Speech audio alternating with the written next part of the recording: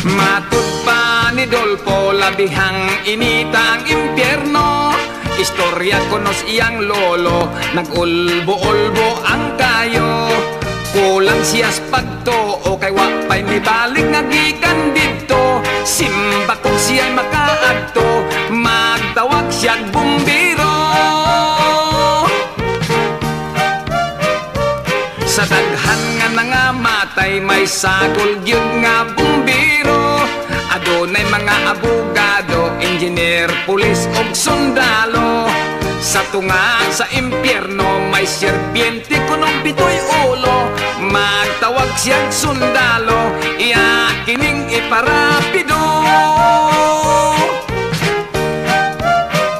Nabungog siya sa buto-buto, kay ila kining gitorpido.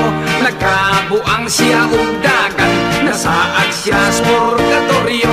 Lahi kuno sa purgatorio, kay murag siyudad hayag kayo. Kay ang nanakuyo dito, pulos di ay mga sangkil mo. Dinhi sa kalibutan, sa buhi pa kitang tao. Daghan ang tinuhoan, may iglesia, may katoliko. Ang uban nga tinuhoan, ilang hadlokon ang tao. Pag edad ng duha, kaliboy panghulog ta sa kayo.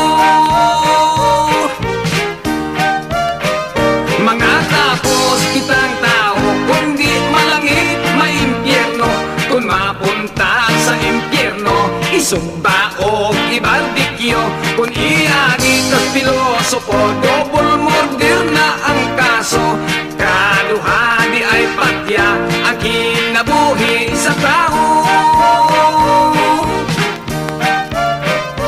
Kapait sa kastigo, kung masuko ang Ginoo.